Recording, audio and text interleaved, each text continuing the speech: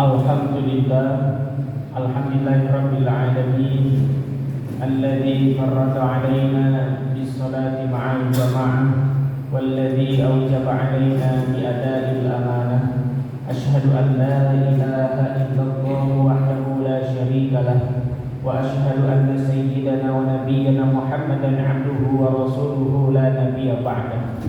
Allahumma salli wa sallim wa barik ala habibina Muhammad ibn Abdillah wa ala alihi wa ashabihi wa man tabi'ahum bi ihsanin ila yaumil qiyamah, amma ba'du.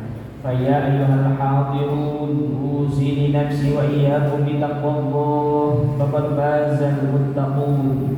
Wa'lamu annama al-jannata 'iddat liman ittaqa fa hiya nadhiruhu wa maswah. Wa'budu Allaha la'allakum tuflihun wa la'allakum turhamun wa la'allakum tafuzuna fid dunya wal akhirah. Wa qad qala Allah ta'ala fi kitabihil karim wa huwa asdaqul qailin. A'udzu billahi samil 'alim minasy syaithanir rajim. Laqad ja'akum rasulun min anfusikum 'azizun 'alaihi ma 'anittum harisun 'alaikum bil mu'minina raufur rahim. Fa'in tawallaw faqul hasbiyallahu la ilaha illa huwa 'alaihi tawakkaltu wa huwa rabbul 'arsyil 'azim. Shadaqallahul 'azim wa shadaqa rasuluhul karim wa nahnu 'ala dzalika minasy syahidin wasyakirin. Hadirin sidang Jumat yang dimuliakan Allah Subhanahu wa taala. Pertama, khatib mengajak kepada semuanya untuk menyadari bahwa kita makhluk yang Allah ciptakan penuh dengan dosa, kesalahan dan maksiat. Sering kita lalai terhadap perintah Allah, sering kita abai terhadap nikmat Allah, sedikit rasa syukur kita. Begitu rajinnya kita bermaksiat, tapi karunia Allah tetap dilimpahkan kepada kita semua.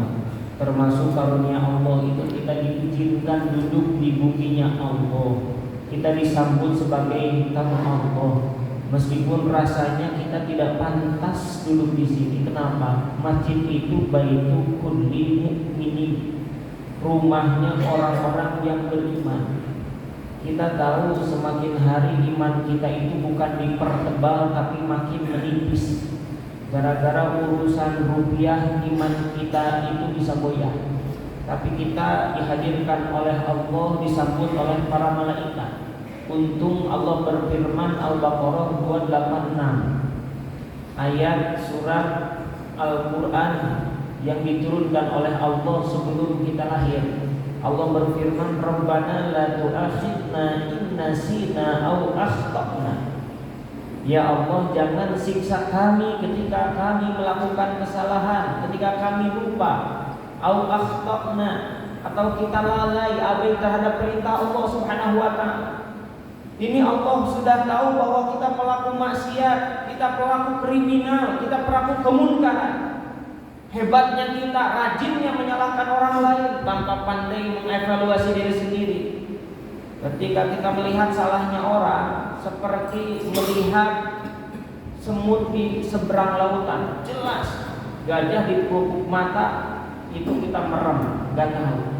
Tapi ternyata hari ini Allah menyambut kita, Allah berikan hidayah, Allah berikan taufik. Bagaimana malaikat di pintu masjid itu qaulan salaman salama, kita disambut sebagai orang yang beriman. Insya Allah dosa kita sedang diampuni oleh Allah Subhanahu wa taala. Kenapa? Kata Nabi, as-salawatul khamsu wal jum'atu ila jum'ati mukaffaratun ma bainahunna ila janaba al-kaba'ir. Siapa yang dia sholat 5 waktu, kemudian dia hadir Jumat sampai ketemu Jumat berikutnya, maka dosanya diampuni sampai dia menghindari, menjauhi dosa-dosa yang sifatnya dosa besar. Karena itu dalam ayat lain Allah memberikan motivasi spirit kepada kita semua. Ya ibadiyalladzina asrafu ala anfusihim la taqnatu min rahmatillah, innallaha yaghfiru dzunuba jami'an. Wahai manusia, wahai kita yang selalu berlebihan, yang selalu melewati batas, tidak tahu koridor, tidak mengerti apa yang harus dilakukan dan apa yang mesti ditinggalkan, La taqnatu min rahmatillah. Jangan pernah kita putus asa dari kasih sayangnya Allah Subhanahu wa taala. Innallaha yaghfiru dzunuba jami'an. Allah mengampuni setiap dosa. Ini adalah poin yang kedua, kita perlu bersyukur. Kita diampuni dosanya, kita diampuni oleh Allah dari berbagai macam kesalahan. Innallaha yuhibbut tawwabin wa yuhibbul mutatahhirin. Saat ini kita sedang dicintai oleh Allah Subhanahu wa taala. Maka bersyukur kita sampai dengan saat ini masih jadi manusia. Tidak Allah jadikan kecoa kita. Bukan jadi kita monyet, bukan disebut kita jadi hewan, kita tidak jadi tumbuhan. Kita pun tidak jadi malaikat yang dijauhkan dari sifat iblis, sifat setan. Kita juga tidak jadi setan iblis selamanya. Kita betul-betul jadi manusia di ahsani taqwim, di mana bentuk kita begitu paripurna. Bagaimana Nabi Adam alaihissalam diturunkan ke dunia bukan sekedar karena melakukan dosa, tapi karena mau mengajak Bani Adam keturunannya untuk masuk ke dalam surga. Maka kita semua dijadikan oleh Allah sebagai khalifah, pemimpin. Sudah takdirnya kita menjadi seorang yang sukses di dunia wal akhirah. Sudah takdirnya kita menjadi pemenang. Makanya oleh Allah Subhanahu wa taala kita diberikan poin yang ketiga. Apa poin yang ketiga? Kita diwajibkan untuk mengikuti. Yang pertama tadi kita menyadari bahwa kita mengevaluasi diri punya banyak salah. Yang kedua kita mensyukuri sampai dengan saat ini masih diizinkan bernapas, masih diizinkan menjadi manusia. Dan yang ketiga kita harus berbenah untuk bisa mengikuti. Siapa? Mengikuti sosok yang terbaik, khairul bariyah khairul anam, baginda Rasulullah sallallahu alaihi wasallam. Ini adalah tugas khatib, bagaimana melakukan pendekatan, implementasi ngikut Nabi itu seperti apa.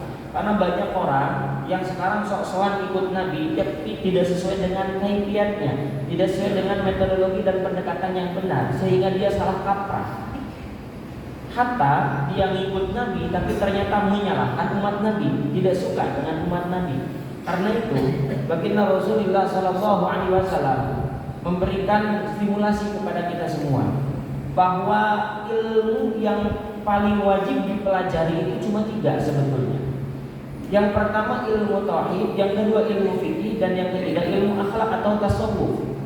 Nah, bahasa yang ketiga ilmu ini oleh para kiai, para ulama dibahasakanlah sebagai santri. Maka saat ini sedang heboh didefinisikan pesantren seperti ini, santri seperti ini, kiai seperti ini. Barangkali kita saat ini perlu punya POP yang berbeda.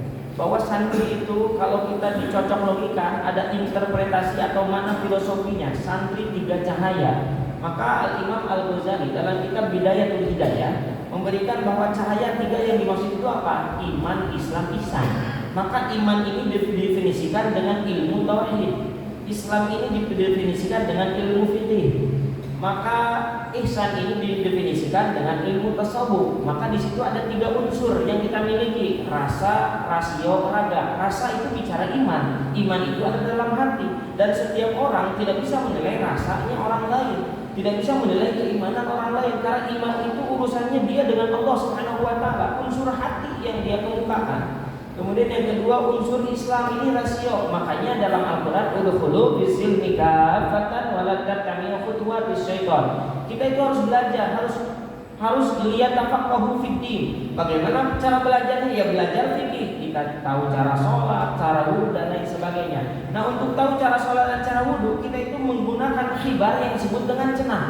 Kenapa sholatnya demikian? Kenapa takbirnya diangkat? Kenapa rukunya ke bawah? Kenapa sujudnya kepalanya sangat atau paling rendah? Cenah. Karena kita tidak tahu dalilnya. Padahal baginda Rasulullah SAW di dalam jubat para ulama disebutkan wa kullu man bi ilmin ya'malu 'amaluhu mardudatun la tuqbalu. Kalau kita nggak tahu dalil, bisa jadi ibadah kita ditolak oleh Allah Subhanahu wa taala. Untung kita punya jurus jitu. Apa jurus jitunya? Mengikuti. Kenapa kamu sholat demikian? Ngikut siapa? Ngikut yang cenah sampailah kepada cenahnya sahabat, sampailah kepada apa kata Rasulullah SAW. Itu yang disebut dengan riwayat. Karena itu jangan sampai kita mengesampingkan bahwa seorang guru itu yang menghubungkan antara 3 elemen tadi, iman, Islam, ihsan. Satu pernyataan yang kokoh yang suka dipakai para santri yang memiliki 3 cahaya tadi, laulal murabbi ma'araftu rabbi. Kalau tanpa guru kita tidak akan tahu bagaimana mengenal Allah Subhanahu wa taala. Karenanya dalam kitab Ta'lim Al-Muta'allim disebutkan man wasala illa bil hurmati wa man saqata illa bitarkil hurmati. Tidak akan berhasil orang yang selama ini berhasil kalau dia tidak hormat, tidak respect kepada ilmu, kepada gurunya. Dan kebanyakan orang yang jatuh itu karena dia tidak beradab, tidak beretika, tidak menghargai gurunya, tidak menghargai ilmunya.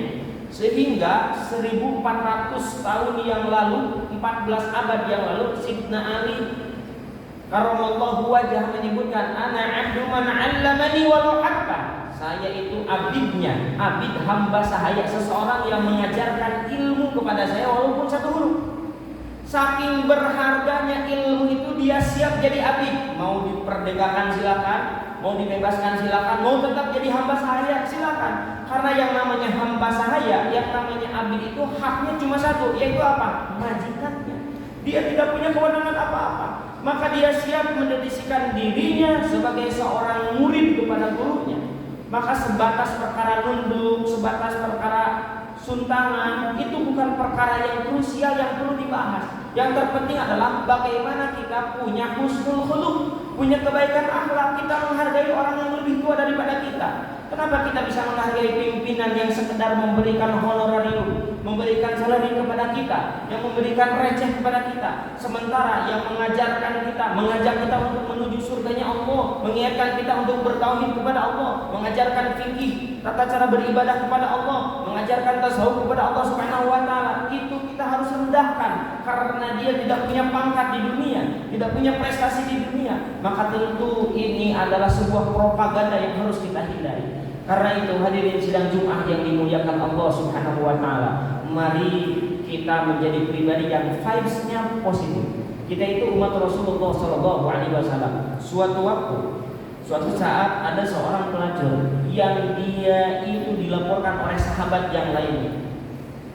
Ketika para sahabat berbicara, Nabi izin untuk membakar rumah bordir itu. Apa kata Nabi? Periksa apa yang menyebabkan mereka demikian. Ternyata selidik demi selidik masalah ekonomi, masalah rupiah yang membuat imannya goyah. Apa yang dikatakan? Jangan dibongkar, selesaikan masalah kehidupannya, biarkan mereka kenyang, berikan tempat tidur agar tidurnya nyenyak, maka selesai masalah dunianya, biar dia fokus kepada kehidupan akhirat. Itu namanya solutif, problem solving. Masalahnya di kita, kritiknya pandai tapi tidak membangun, cenderungnya destruktif, tidak senang melihat orang lain sukses, tidak suka melihat orang lain itu berada dalam kebahagiaan. Kita inginnya semua rezeki yang Allah berikan itu kepada kita. Itu namanya sirik, dengki, iri dengki. Karena itu yang harus dilatih oleh diri kita, bagaimana kita mengikuti apa yang disampaikan baginda Rasulullah SAW. Dalam surat Al-Kahfi ayat 70, Allah berfirman, "Wala in taba'tani fala tas'alni an syai'in hatta uhdisalaka minhu dzikra." Itu rumus. Kalau kita mau mengikuti guru kita, mau mengikuti kiai kita, fala tas'alni an syai'in, jangan banyak bertanya. Hatta bisalah kami dzikra, suatu saat guru kita, kiai kita, ustaz kita akan menjelaskan maksud dan tujuannya. Jangan sampai memperdalam wawasan sakokah kita, tapi ternyata bid'ah kita, habit kita itu mengkerdilkan ilmu orang lain karena merasa ilmu itu memang sumbernya dari Allah Subhanahu wa taala. Dia pakai dalil surat Al-Alaq ayat 5. 'Allamal insana ma lam ya'lam.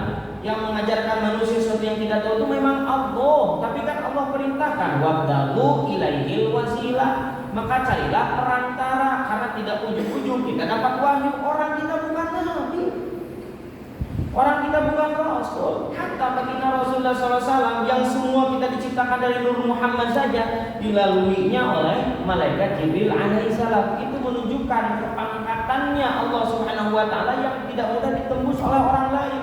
Hatta kekasihnya saja melalui malaikat Jibril. Ini kita sok-sokan seperti mendapatkan wahyu dari Allah, langsung sampaikan ini Qur'annya, ini hadisnya, tanpa menggunakan tata cara para ulama. Karena itu di sini kita duduk hadir bareng untuk menghadap Allah Subhanahu wa taala hakikatnya karena jasa para guru kita, para leluhur kita, bisa jadi orang tua kita yang pertama kali mengajarkan syahadat kepada kita semua. Maka ihdinas siratal mustaqim, siratal ladzina an'amta 'alaihim, Maka an'amta alaihim itu orang terdahulu yang telah Allah berikan karunia dan nikmat. Makanya kalau kita tanya, kita itu masih berubah, Pak.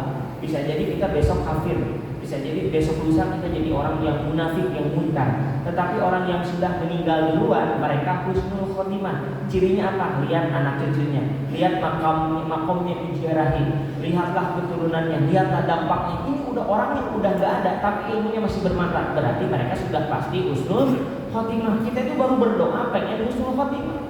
Karena itu jangan sampai kita menjustifikasi orang lain. Marilah kita bersama-sama berbenah. Mudah-mudahan hari kemudian kita diangkat derajatnya oleh Allah Subhanahu wa taala dan kita benar-benar menjadi umat Rasulullah sallallahu alaihi wasallam yang diberikan rasa syukur, rasa sayang, rasa cinta kepada sesama kita.